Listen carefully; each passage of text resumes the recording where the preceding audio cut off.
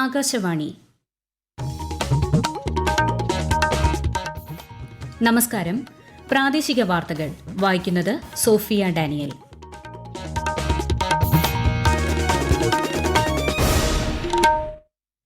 പ്രധാന വാർത്തകൾ. വിവിധ ഭാഷകൾ പഠിക്കുന്നതിലൂടെ കുട്ടികൾക്ക് രാജ്യത്തിന്റെ സാംസ്കാരിക വൈവിധ്യം മനസ്സിലാക്കാൻ അവസരം ലഭിക്കുമെന്ന് പ്രധാനമന്ത്രി നരേന്ദ്രമോദി. കൺസ്യൂമർ ഫെഡ് ഓണം വിപണിയുടെ സംസ്ഥാനതല ഉദ്ഘാടനം മുഖ്യമന്ത്രി പിണറായി വിജയൻ തിരുവനന്തപുരത്ത് നിർവഹിച്ചു. ഓണത്തോടനുബന്ധിച്ച് സംസ്ഥാനത്ത് 2 ഗഡു ക്ഷേമ പെൻഷൻ ബുധനാഴ്ച മുതൽ വിതരണം ചെയ്യും. സംസ്ഥാന സർക്കാർ ജീവനക്കാർക്കും അധ്യാപകർക്കും 4000 രൂപ ബോണസ്. ഹരിതകർമ്മ സേനാംഗങ്ങൾക്ക് 1000 രൂപ ഉത്സവ ഭത്തയും പ്രഖ്യാപിച്ചു. പാരീസ് പാരാലിമ്പിക്സ് പുരുഷന്മാരുടെ ഹൈജമ്പിൽ ഇന്ത്യയുടെ പ്രവീൺ കുമാറിന് സ്വർണം. വാർത്തകൾ വിശദമായി. വിവിധ ഭാഷകൾ പഠിക്കുന്നതിലൂടെ കുട്ടികൾക്ക് രാജ്യത്തിന്റെ സാംസ്കാരിക വൈവിധ്യം മനസ്സിലാക്കാൻ അവസരം ലഭിക്കുമെന്ന് പ്രധാനമന്ത്രി നരേന്ദ്രമോദി. മാതൃഭാഷയിൽ വിദ്യാഭ്യാസം നൽകേണ്ടത് വളരെ പ്രധാനമാണെന്നും ദേശീയ അധ്യാപക പുരസ്കാര ജേതാക്കളുമായി സംവദിക്കവെ പ്രധാനമന്ത്രി പറഞ്ഞു. പഠനയാത്രകളിലൂടെ രാജ്യത്തിന്റെ പ്രത്യേകതകൾ വിദ്യാർത്ഥികളിൽ എത്തിക്കണമെന്നും ശ്രീ മോദി അധ്യാപകരോട് ആഹ്വാനം ചെയ്തു. ദേശീയ വിദ്യാഭ്യാസ നയത്തിന്റെ ഗുണഫലങ്ങളെക്കുറിച്ചും അദ്ദേഹം ആശയങ്ങൾ പങ്കുവച്ചു. അധ്യാപന അനുഭവങ്ങളും പഠനം ആസ്വാദ്യകരമാക്കാനുള്ള മാർഗ്ഗങ്ങളും പുരസ്കാര ജേതാക്കൾ പ്രധാനമന്ത്രിയുമായി പങ്കുവച്ചു. അധ്യാപകരുടെ അർപ്പണ മനോഭാവത്തെ പ്രശംസിച്ച പ്രധാനമന്ത്രി രാജ്യത്തിന്റെ ഭാവി നിർണ്ണയിക്കുന്നതിൽ അധ്യാപക സമൂഹം വലിയ പങ്ക് വഹിക്കുന്നതായും ചൂണ്ടിക്കാട്ടി. രാജ്യത്ത് വിലക്കയറ്റം ഏറ്റവും കുറവുള്ള സംസ്ഥാനം കേരളമാണെന്നും സർക്കാർ ഇടപെടലിലൂടെയാണ് ഇത് സാധ്യമായതെന്നും മുഖ്യമന്ത്രി പിണറായി വിജയൻ. കൺസ്യൂമർ ഫെഡ് ഓണം വിപണിയുടെ സംസ്ഥാനതല ഉദ്ഘാടനം തിരുവനന്തപുരത്ത് നിർവഹിക്കുകയായിരുന്നു മുഖ്യമന്ത്രി. ഭക്ഷ്യസുരക്ഷ ഉറപ്പാക്കാൻ സഹകരണ മേഖല നിരവധി നടപടികൾ സ്വീകരിച്ചിട്ടുണ്ടെന്നും മുഖ്യമന്ത്രി പറഞ്ഞു. ഭക്ഷ്യസുരക്ഷ ഉറപ്പുവരുത്തുന്നതിൽ വിലക്കയറ്റം പിടിച്ചു നിർത്തുന്നതിലൊക്കെ ഏറ്റവും പ്രധാനപ്പെട്ടതാണ് കാർഷിക മേഖലയിലെ ഇടപെടൽ. ഇതിന്റെ ഭാഗമായി cooperative initiatives in technology driven agriculture എന്ന പദ്ധതി നടപ്പാക്കി വരുന്നുണ്ട്. 14 ജില്ലകളിലും പദ്ധതി നടപ്പാക്കാനാണ് ഉദ്ദേശിക്കുന്നത്. കർഷകരിൽ നിന്നും ഉൽപ്പന്നങ്ങൾ സംഭരിക്കുക, അവയ്ക്ക് പരമാവധി വില ഉറപ്പാക്കുക, മൂല്യവർദ്ധന, വിപണന, ബ്രാൻഡിംഗ് മേഖലകളിൽ ഇടപെടാൻ ഉദ്ദേശിച്ചുകൊണ്ടാണ് കഴിഞ്ഞ സാമ്പത്തിക വർഷം 35 കോടി രൂപ ഇതിനായി വകയിരുത്തിയിരുന്നു. സർക്കാർ നേതൃത്വം നൽകുന്ന ഓണാഘോഷങ്ങൾ മാത്രമാണ് ഇക്കുറി ഒഴിവാക്കിയിട്ടുള്ളതെന്നും മറ്റ് പരിപാടികൾ നടത്തുമെന്നും മുഖ്യമന്ത്രി അറിയിച്ചു. സെപ്റ്റംബർ 7 മുതൽ 14 വരെ 1500 കേന്ദ്രങ്ങളിലാണ് കൺസ്യൂമർ ഫെഡ് ഓണം വിപണി പ്രവർത്തിക്കുക. സപ്ലൈകോ ജില്ലാതല ഓണം ഫെയറുകളും സംസ്ഥാനത്ത് ഇന്നു മുതൽ പ്രവർത്തനം ആരംഭിച്ചു. ഓണത്തോടനുബന്ധിച്ച് സംസ്ഥാനത്തെ സാമൂഹ്യ സുരക്ഷാ ക്ഷേമനിധി പെൻഷൻ ഗുണഭോക്താക്കൾക്ക് 2 ഗഡു ക്ഷേമ പെൻഷൻ നൽകാൻ സർക്കാർ തീരുമാനം. ഇതിനായി 1700 കോടി രൂപ അനുവദിച്ചതായി ധനമന്ത്രി KN ബാലഗോപാൽ അറിയിച്ചു. 62 ലക്ഷത്തോളം പേർക്കാണ് ഓണത്തിന് 3200 രൂപ വീതം ലഭിക്കുന്നത്. നിലവിൽ വിതരണം തുടരുന്ന ഗഡുവിന് പുറമെയാണ് 2 ഗഡു കൂടി അനുവദിച്ചത്. ബുധനാഴ്ച മുതൽ ഇത് ഗുണഭോക്താക്കളുടെ കൈകളിലെത്തും. ഓണം പ്രമാണിച്ച് സർക്കാർ ജീവനക്കാർക്കും അധ്യാപകർക്കും 4000 രൂപ ബോണസ് നൽകുമെന്ന് ധനമന്ത്രി KN ബാലഗോപാൽ. ബോണസിന് അർഹതയില്ലാത്തവർക്ക് പ്രത്യേക ഉത്സവ ഭത്തയായി 2750 രൂപ നൽകും. സർവീസ് പെൻഷൻകാർക്കും പങ്കാളിത്ത പെൻഷൻകാർക്കും പ്രത്യേക ഉത്സവ ഭത്തയായി 1000 രൂപയും അനുവദിച്ചു. സംസ്ഥാനത്തെ എല്ലാ സർക്കാർ ജീവനക്കാർക്കും ഓണം അഡ്വാൻസായി 20,000 രൂപ അനുവദിക്കും. പാർട്ട് ടൈം കണ്ടീജന്റ് ഉൾപ്പെടെയുള്ള മറ്റ് ജീവനക്കാർക്ക് അഡ്വാൻസ് 6000 രൂപയാണ്. കുടുംബശ്രീയുടെ കീഴിലുള്ള 34,627 ഹരിതകർമ്മ സേനാംഗങ്ങൾക്ക് ഉത്സവ ഭത്തയായി 1000 രൂപ വീതം അനുവദിക്കാൻ സംസ്ഥാന സർക്കാർ ഉത്തരവായി. തദ്ദേശ സ്ഥാപനങ്ങളുടെ തനത് ഫണ്ടിൽ നിന്നാണ് തുക അനുവദിക്കേണ്ടത്. കേരളത്തിന്റെ സാംസ്കാരിക വൈവിധ്യവും കലാപാരമ്പര്യവും വിളിച്ചോതുന്ന അത്തച്ചമയ ഘോഷയാത്രയ്ക്ക് വേദിയായി തൃപ്പൂണിത്തുറയിലെ നഗരവീഥികൾ. സ്പീക്കർ AN ഷംസീർ ഘോഷയാത്ര ഉദ്ഘാടനം ചെയ്തു. മതത്തിന്റെയും ജാതിയുടെയും വേലിക്കെട്ടുകളില്ലാത്ത സമഭാവനയുടെയും സ്നേഹത്തിന്റെയും സഹിഷ്ണുതയുടെയും ആഘോഷമാണ് ഓണമെന്ന് അദ്ദേഹം പറഞ്ഞു. വയനാട് ദുരന്ത ബാധിതരെ അനുസ്മരിച്ചുകൊണ്ടാണ് ഇത്തവണ അത്തം ഘോഷയാത്ര അരങ്ങേറിയത്. അത്തം പിറന്നതോടെ സംസ്ഥാനത്തെ ഓണവിപണിയും സജീവമായി. നഗരപ്രദേശങ്ങളിലും ഗ്രാമങ്ങളിലും ഇനി തിരക്കിന്റെ ദിവസങ്ങളാണ്. ആകാശവാണി തിരുവനന്തപുരം ജില്ലാ പ്രതിനിധി രജു കോലിയക്കോട് തയ്യാറാക്കിയ റിപ്പോർട്ട്.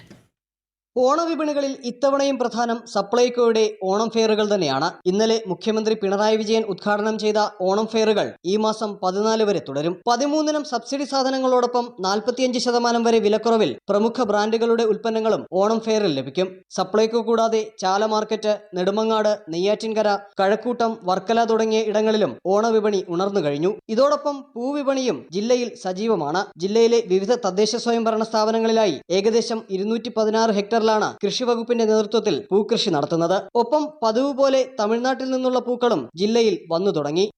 ഈ വാർത്തകൾ ആകാശവാണിയിൽ നിന്ന്.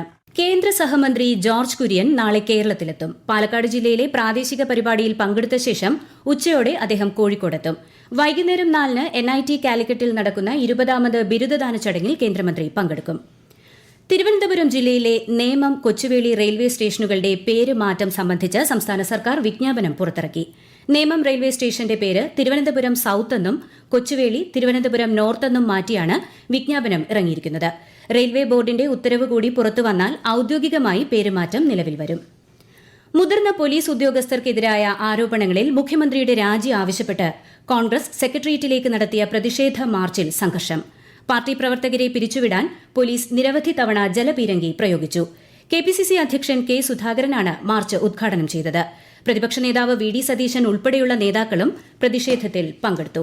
സംസ്ഥാനത്ത് നിയമവാഴ്ച പൂർണ്ണമായും തകർന്നതായും മുഖ്യമന്ത്രി രാജിവെക്കണമെന്നും BJP സംസ്ഥാന അധ്യക്ഷൻ K. സുരേന്ദ്രൻ.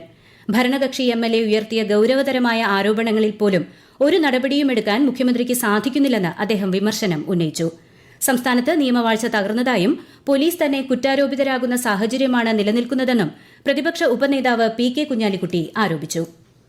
PV അൻവർ MLAയുടെ പരാതി പരിശോധിക്കേണ്ടത് സർക്കാരാണെന്ന് CPIM സംസ്ഥാന സെക്രട്ടറി MV ഗോവിന്ദൻ. DGPയുടെ നേതൃത്വത്തിലുള്ള അന്വേഷണ സംഘമാണ് വിഷയം പരിശോധിക്കുന്നത്. പാർട്ടി തലത്തിൽ പരിശോധിക്കേണ്ടതുണ്ടെങ്കിൽ അതുണ്ടാകുമെന്നും അദ്ദേഹം പറഞ്ഞു. തെറ്റായ നടപടി ആരുടെ ഭാഗത്തു നിന്നുണ്ടായാലും നടപടി സ്വീകരിക്കുമെന്നും ശ്രീ MV ഗോവിന്ദൻ വാർത്താസമ്മേളനത്തിൽ വ്യക്തമാക്കി.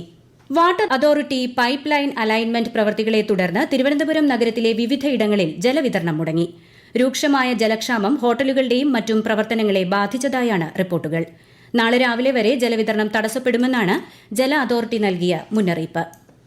തിരുവനന്തപുരം വഴുതക്കാട് വാർഡിൽ അനുഭവപ്പെടുന്ന രൂക്ഷമായ കുടിവെള്ളക്ഷാമം പരിഹരിക്കാൻ ജല അതോറിറ്റി ചീഫ് എഞ്ചിനീയറുടെ നേതൃത്വത്തിൽ സമിതിക്ക് രൂപം നൽകണമെന്ന് മനുഷ്യാവകാശ കമ്മീഷൻ. വിഷയത്തിൽ നഗരസഭാ സെക്രട്ടറി പ്രത്യേക റിപ്പോർട്ട് സമർപ്പിക്കണമെന്നും കമ്മീഷൻ നിർദ്ദേശിച്ചു. ജലക്ഷാമം പരിഹരിക്കണമെന്നാവശ്യപ്പെട്ട് വഴുതക്കാട് വാർഡ് കൌൺസിലർ രാഖി രവികുമാറിന്റെ നേതൃത്വത്തിൽ ജലഭവന് മുന്നിൽ ഇന്ന് ജനകീയ പ്രക്ഷോഭവും നടന്നു. പാരീസ് പാരാലിമ്പിക്സിൽ ഇന്ത്യയ്ക്ക് 6ാം സ്വർണം. പുരുഷന്മാരുടെ ഹൈജമ്പിൽ പ്രവീൺ കുമാറാണ് 2.08 മീറ്റർ പ്രകടനത്തിലൂടെ സ്വർണ്ണ മെഡൽ കരസ്ഥമാക്കിയത്. മെഡൽ നേട്ടത്തിൽ പ്രവീൺ കുമാറിനെ രാഷ്ട്രപതിയും പ്രധാനമന്ത്രിയും അഭിനന്ദിച്ചു. പുരുഷന്മാരുടെ ജാവലിൻ ത്രോ ഫൈനലിൽ ഇന്ത്യയുടെ ദീപേഷ് കുമാർ 7ാം സ്ഥാനത്ത് ഫിനിഷ് ചെയ്തു. വനിതകളുടെ 67 കിലോഗ്രാം പവർ ലിഫ്റ്റിംഗിൽ കസ്തൂരി രാജാമണി രാത്രി 8:30-നും ജാവലിൻ ത്രോയിൽ ഭാവന ബെൻ ചൌധരി രാത്രി 10:30-നും ഫൈനൽ പോരാട്ടത്തിനിറങ്ങും. പുരുഷന്മാരുടെ ഷോട്ട് പുട്ട് ഫൈനലും ഇന്ന് രാത്രി നടക്കും. 26 മെഡലുകളുമായി 16ാം സ്ഥാനത്താണ് ഇപ്പോൾ ഇന്ത്യ. കേരളത്തിൽ ഒറ്റപ്പെട്ട ശക്തമായ മഴയ്ക്ക് സാധ്യതയെന്ന് കേന്ദ്ര കാലാവസ്ഥാ വകുപ്പ്. കണ്ണൂർ, കാസർഗോഡ് ജില്ലകളിൽ ഇന്നും നാളെയും മഞ്ഞ ജാഗ്രത നൽകിയിട്ടുണ്ട്. ആയൂരിൽ നിന്നും കുട്ടിയെ തട്ടിക്കൊണ്ടുപോയ കേസിൽ വിചാരണ നടപടികൾ ആരംഭിക്കാനിരിക്കെ പോലീസ് തുടരന്വേഷണത്തിന് അപേക്ഷ നൽകി. കൂടുതൽ പേർ കുറ്റകൃത്യത്തിൽ ഉൾപ്പെട്ടതായി കുട്ടിയുടെ പിതാവ് ആരോപിച്ച സാഹചര്യത്തിലാണ് തുടരന്വേഷണം. കുട്ടിയുടെ സഹോദരൻ 4 പേരെ കണ്ടിരുന്നു എന്ന് പറഞ്ഞുവെങ്കിലും അത് പോലീസ് അന്വേഷിച്ചില്ല എന്ന് കുട്ടിയുടെ പിതാവ് ചാനൽ അഭിമുഖത്തിൽ ആരോപിച്ചിരുന്നു. റവന്യൂ സർവേ വകുപ്പുകളുമായി ബന്ധപ്പെട്ട വിവിധ വിഷയങ്ങൾ അവലോകനം ചെയ്യുന്നതിനായി ജില്ലാ കളക്ടർമാരുടെയും മുതിർന്ന റവന്യൂ ഉദ്യോഗസ്ഥരുടെയും യോഗം നാളെയും മറ്റന്നാളും എറണാകുളത്ത് ചേരും. റവന്യൂ മന്ത്രി K. രാജൻ യോഗം ഉദ്ഘാടനം ചെയ്യും. പട്ടയ സംബന്ധമായ വിഷയങ്ങൾ, 100 ദിന പരിപാടി, ഡിജിറ്റൽ സർവേ പുരോഗതി തുടങ്ങി വിവിധ വിഷയങ്ങൾ യോഗത്തിൽ അവലോകനം ചെയ്യും. തിരുവനന്തപുരം ജില്ലയിൽ വ്യാജ മദ്യവിൽപ്പന, ഉൽപാദനം, വിതരണം, കടത്ത് എന്നിവ തടയുന്നതിനായി എക്സൈസ് ജില്ലാതല ജനകീയ കമ്മിറ്റി യോഗം ചേർന്നു. ഓണത്തോടനുബന്ധിച്ച് ആരംഭിച്ച എക്സൈസ് സ്പെഷ്യൽ എൻഫോഴ്സ്മെന്റ് ഡ്രൈവ് പ്രവർത്തനങ്ങൾ ഊർജിതപ്പെടുത്താനും യോഗത്തിൽ തീരുമാനമായി. ഈ മാസം 20-ന് രാത്രി 12 വരെയാണ് സ്പെഷ്യൽ ഡ്രൈവ്. പ്രധാന വാർത്തകൾ വീണ്ടും. വിവിധ ഭാഷകൾ പഠിക്കുന്നതിലൂടെ കുട്ടികൾക്ക് രാജ്യത്തിന്റെ സാംസ്കാരിക വൈവിധ്യം മനസ്സിലാക്കാൻ അവസരം ലഭിക്കുമെന്ന് പ്രധാനമന്ത്രി നരേന്ദ്രമോദി. കൺസ്യൂമർ ഫെഡ് ഓണം വിപണിയുടെ സംസ്ഥാനതല ഉദ്ഘാടനം മുഖ്യമന്ത്രി പിണറായി വിജയൻ തിരുവനന്തപുരത്ത് നിർവഹിച്ചു. ഓണത്തോടനുബന്ധിച്ച് സംസ്ഥാനത്ത് 2 ഗഡു ക്ഷേമ പെൻഷൻ ബുധനാഴ്ച മുതൽ വിതരണം ചെയ്യും. സംസ്ഥാന സർക്കാർ ജീവനക്കാർക്കും അധ്യാപകർക്കും 4000 രൂപ ബോണസ്. ഹരിതകർമ്മ സേനാംഗങ്ങൾക്ക് 1000 രൂപ ഉത്സവ ബത്തയും പ്രഖ്യാപിച്ചു. പാരീസ് പാരാലിമ്പിക്സ് പുരുഷന്മാരുടെ ഹൈജമ്പിൽ ഇന്ത്യയുടെ പ്രവീൺ കുമാറിന് സ്വർണം. പ്രാദേശിക വാർത്തകൾ കഴിഞ്ഞു. അടുത്ത വാർത്താ പ്രക്ഷേപണം രാത്രി 7:25.